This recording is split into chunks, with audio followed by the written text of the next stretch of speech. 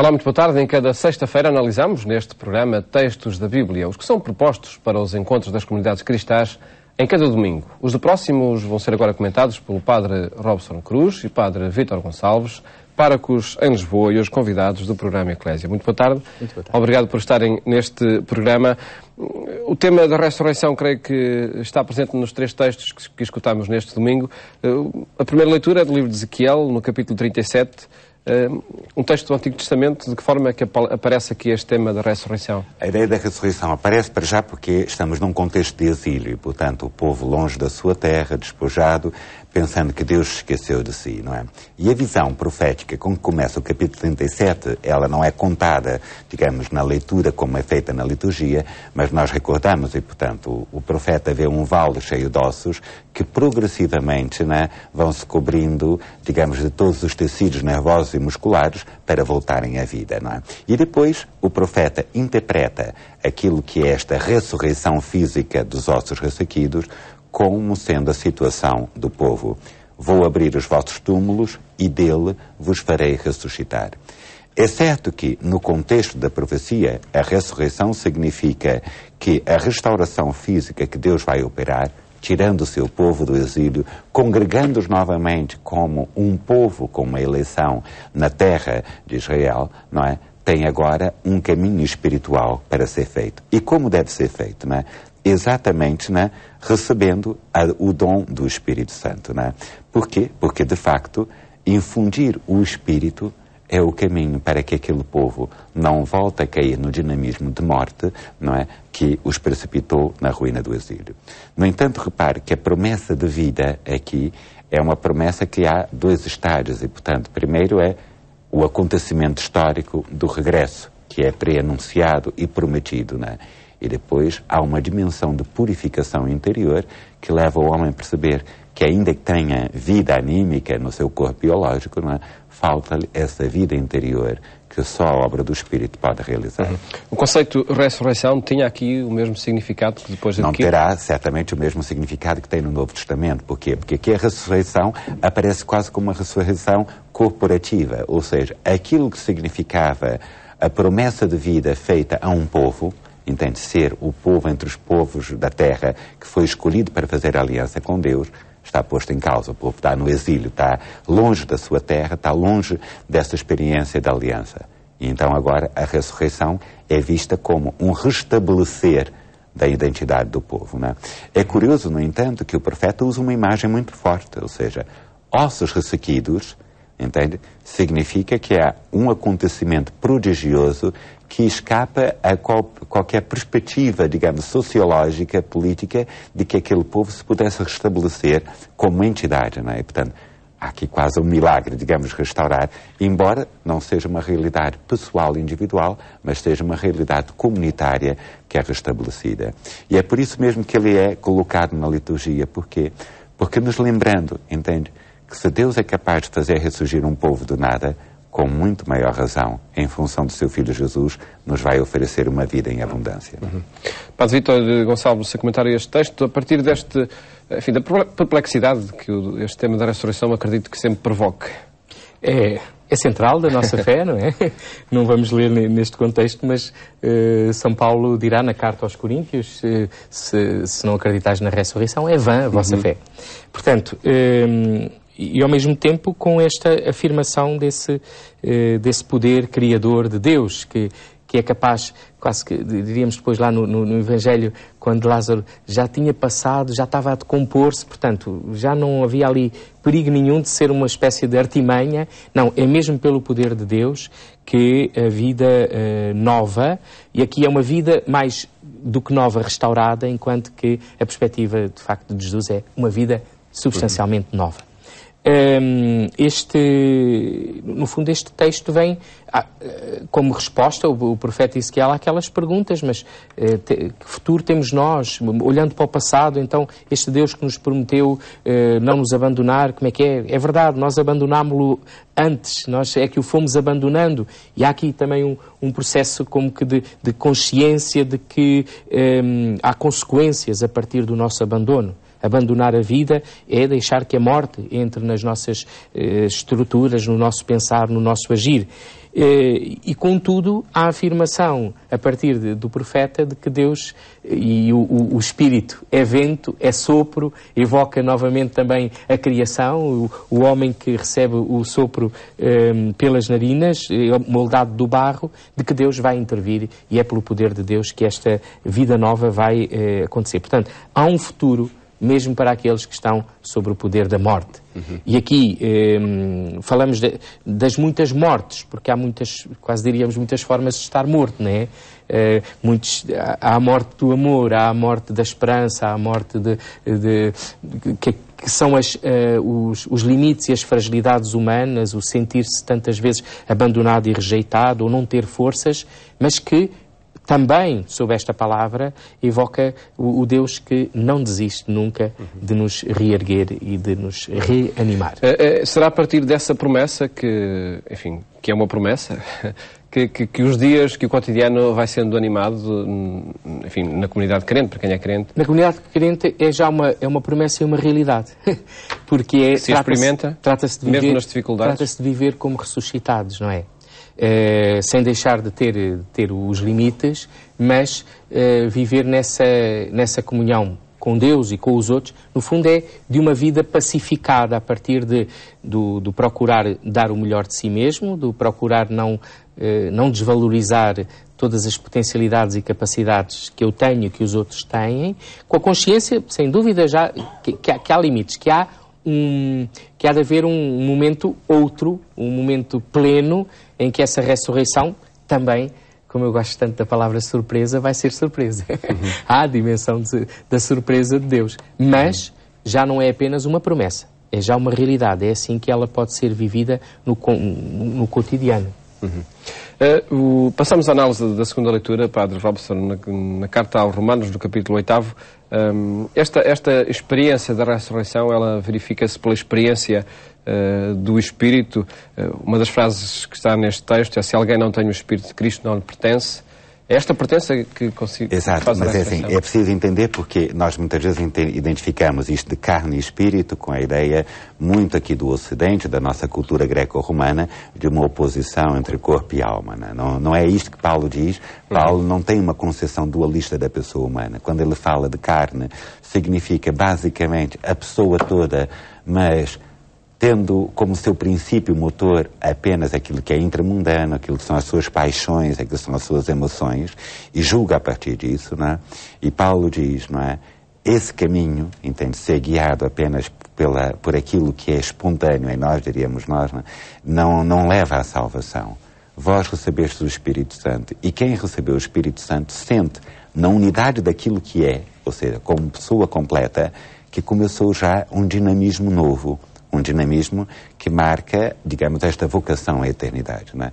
Nós até pressentimos isso, portanto, há realidades na nossa vida que escapam à quantificação material, que não é apenas emoção passageira, que são realidades, ainda que nós não a possamos medir ou pesar, não é? Mas Paulo diz, aquilo que é o dom do Espírito começou já uma vida nova.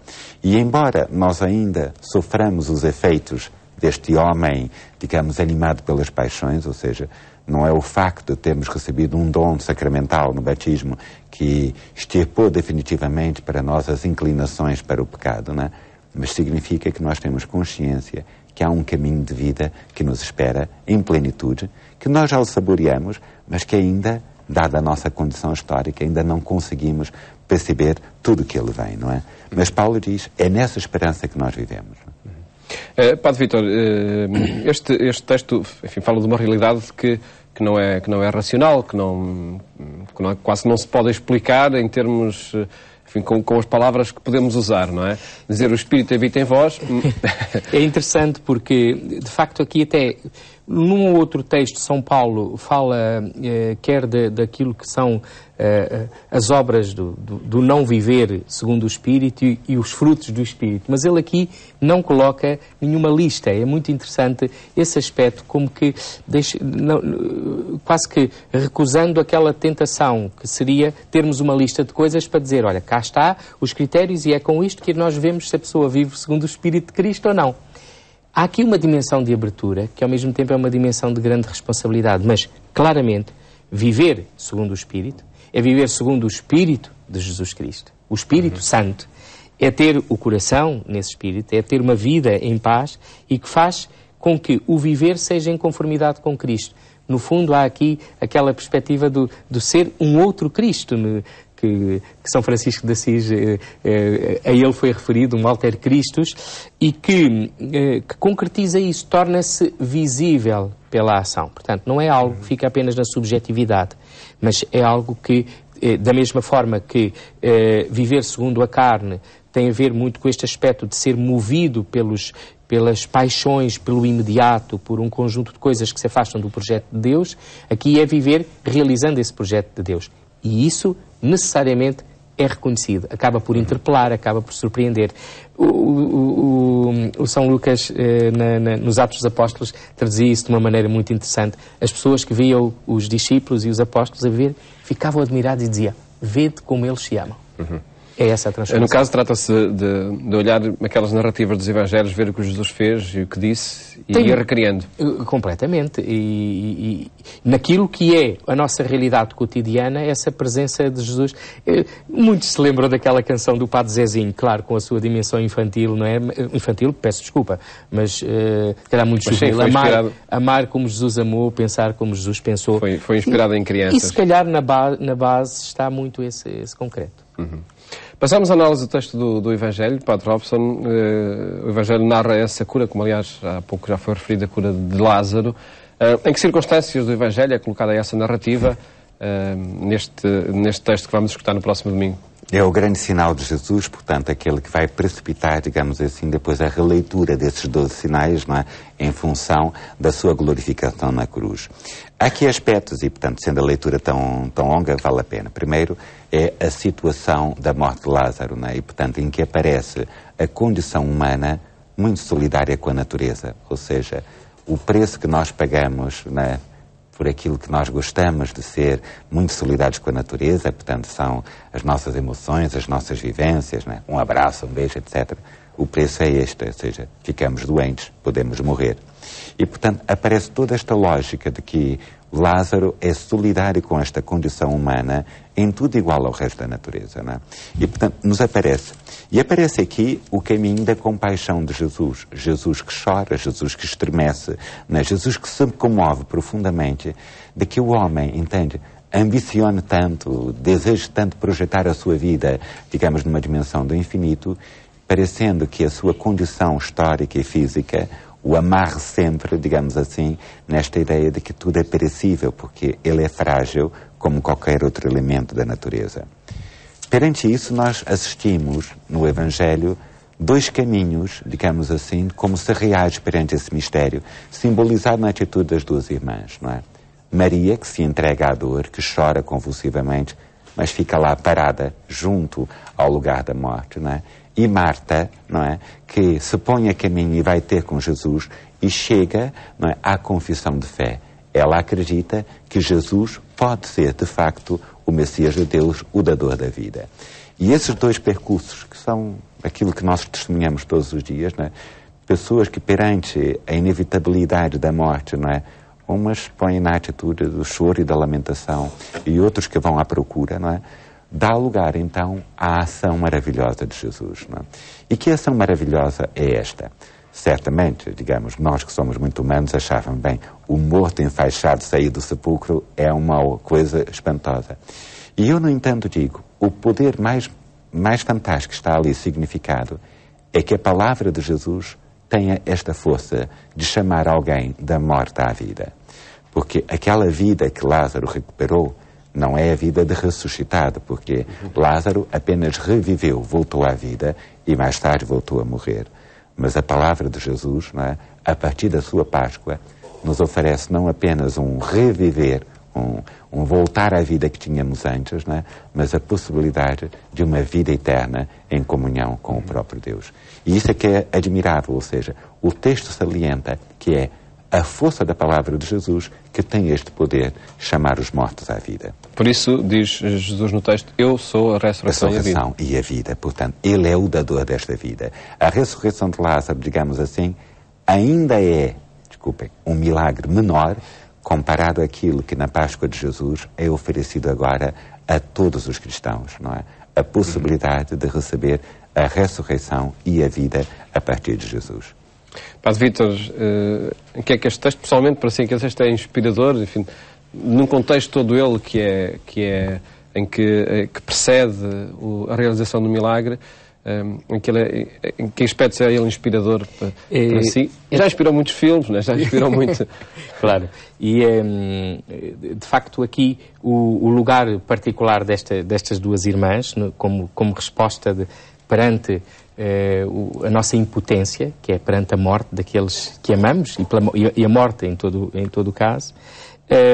Um outro aspecto é Jesus, como que aqui ainda é um pedagogo do caminhar da fé, porque em relação aos discípulos, o ficar à espera, perdão, mas para que se veja que ele está morto e bem morto, portanto, que não há uma reanimação simplesmente, mas há algo absolutamente já novo e a anunciar uma plenitude que ainda não está aqui realizada, como dizia o Padre Robson.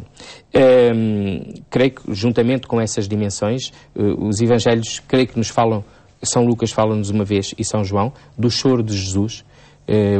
São Lucas perante Jerusalém, a cidade de Jerusalém, que recusou os profetas e que ia recusar Jesus, e aqui perante este Lázaro, que ao mesmo tempo é um símbolo também de toda a humanidade no seu caminhar para a morte e na sua revolta, né? Quer dizer, há um desejo de não morrer. E contudo Jesus assume a humanidade que, não, é preciso passar pela morte. Portanto, há aqui a vida deste tempo novo, que já não é apenas uma possibilidade futura, mas é uma realidade que se torna presente. De facto, neste processo, ao mesmo tempo, encanta o que seria este Lázaro a voltar a saborear aquilo que ele já julgava que tinha perdido. Como seria o seu viver. E é certamente um viver que não nos é dito mais nada, nem a tradição nos diz. É muito curioso esta comunidade tem nome, não é um anónimo, e isso também é interessante, porque há aqui como que a dimensão a comunidade de Jesus é de pessoas que têm nome, que têm história, que têm identidade. E repete-se encontros com esta família, não é? E já tinha havido, não é? Embora Lázaro é-nos fundamentalmente apresentado agora. E ao mesmo tempo vemos como isto vai desencadear o conflito, ou vai desencadear todo o processo relacionado com a própria morte de Jesus. A vida nova que Jesus traz abre um futuro imprevisível. Abre uma dimensão que é entendido como uma ameaça por aqueles que julgam poder controlar o futuro. E é muito interessante porque a própria religião judaica tinha essa força. E às vezes é a tentação desse controlar o futuro. A ressurreição de Lázaro lança-nos para a ressurreição de Cristo e para a nossa ressurreição. Substancialmente diferente, substancialmente, cá está, diria eu, surpreendente, substancialmente a partir desse dom absoluto de Deus.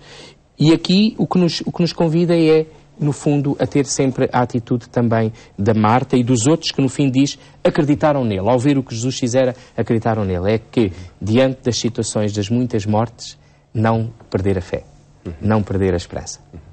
Este texto, Padre Robson, inserido no conjunto dos domingos da Quaresma, há alguma pedagogia na apresentação destes milagres? Exato, portanto é assim, os grandes sinais que nos acompanham depois de termos contemplado as tentações de Jesus e a sua transfiguração, que nos aponta para a sua glorificação. Falando do primeiro domingo da Quaresma. Exato, nós depois começamos com o texto da Samaritana e, portanto, a ideia de buscar uma água viva capaz de verdadeiramente saciar o coração humano, não é? Buscar uma luz profunda, entende? Que só iluminados por Jesus nós somos capazes de aderir à verdade total, não é? E buscar esta vida em plenitude que o dom batismal oferece, entende? Como promessa de Deus, não é? Nós não esquecemos isso, há um pequenino apontamento só. Não esqueçamos que o último gesto que acontece no contexto do funeral cristão na igreja, chamada encomendação, tem um nome menos bonito, não é? Uma das coisas que nós fazemos é aspergir o corpo daquele que parte com a água do batismo. Para quê?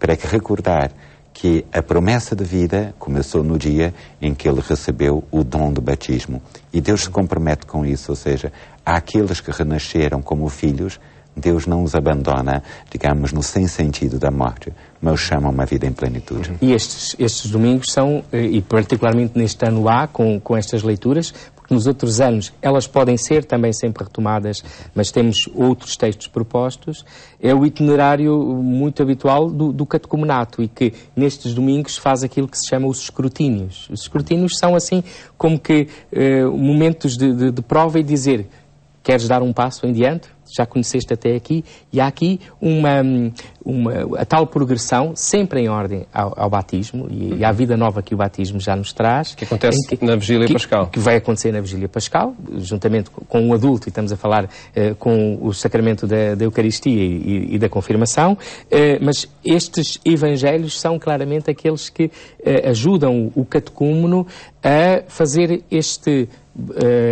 como a samaritana pedir a água, como o cego reconhecer Jesus como Senhor, e como Lázaro, e é engraçado que Lázaro é completamente passivo, mas é fundamental receber, eu diria que a fé de Lázaro está na fé das suas irmãs, ou mais de Marta, mas receber a vida nova de ressuscitado, e por isso o desligai-o. Quer dizer, tirar-lhe aquilo que é o símbolo da morte, porque ele agora é vivo, está vivo. Narrativas que inspiram também a caminhada nesta Quaresma. Agradeço-vos terem estado aqui no programa Eclésia, onde quisemos apresentar os desafios propostos pelos textos da Bíblia que são lidos nas missas do próximo domingo. Votos de bom fim de semana. Até a próxima segunda-feira, se Deus quiser.